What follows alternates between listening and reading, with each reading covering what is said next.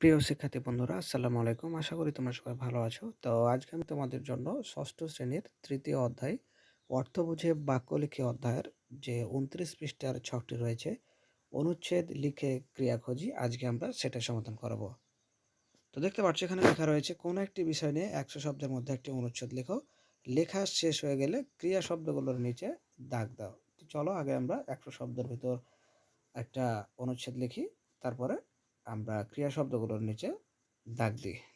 তো তো প্রিয় প্রিয় শিক্ষার্থী দেখতে পাচ্ছ খুব সুন্দর করে অনুচ্ছেদটি তোমাদের সুন্দর জন্য করে লেখা হচ্ছে এবং তার অনুচ্ছেদটি নিচে লিখে কিন্তু দিয়েছি দাগ দেওয়া রয়েছে। এবং তো সবগুলোর নিচে দাগ আমি দিয়ে লাল দিয়েছি। কালি দিয়ে তো দিয়েছি এখানে যাতে লাল কালি তোমাদের দিয়ে দাগ দেখতে দেওয়া সুবিধা রয়েছে, হয়। তোমরা তোমরা কিন্তু কিন্তু অবশ্যই অবশ্যই এটা কালো কালি দিয়ে দাগটা দিবা, কালো কালি দিয়ে দাগ দেবে। কারণ লাল কালি ব্যবহার করা ছাত্রছাত্রীর জন্য উচিত না। তো দেখতে পাচ্ছ খুব সুন্দর করে সব কিছু তুলে দিয়েছি। জাস্ট তোমাদের কাজ হচ্ছে সুন্দর করে লিখে নাও।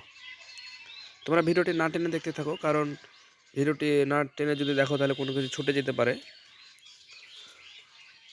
এবং তো প্রিয় শিক্ষার্থী, আমরা কিন্তু ক্লাস 1 থেকে শুরু করে ক্লাস 10 পর্যন্ত সকল সাবজেক্ট কিন্তু আমরা অলরেডি আপলোড দিতে শুরু করেছি। তো সেই ভিডিওগুলো সবার আগে পেতে চাইলে চ্যানেলটি সাবস্ক্রাইব করে এখনই আমাদের চ্যানেলের সদস্য হয়ে যাও। নইলে আমরা যখন ভিডিও আপলোড করব তখন তোমরা সাথে সাথে সেটা পাবে না। তো দেখতে পাচ্ছ সব কিছু সুন্দর করে তুলে দেওয়া হয়েছে, জাস্ট তোমরা সুন্দর করে তুলে নাও। আমরা তোমাদের জন্য সব সময় কাজ করে যাচ্ছি। তো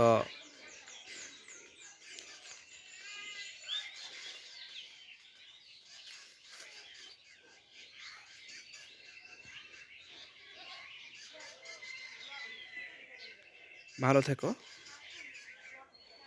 সব কিছু সুন্দর করে তুলে দেওয়া হয়েছে।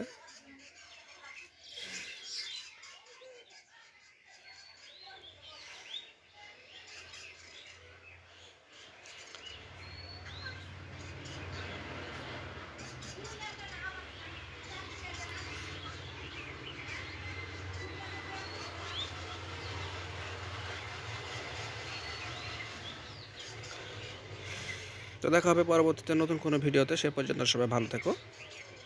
আল্লাহ হাফেজ।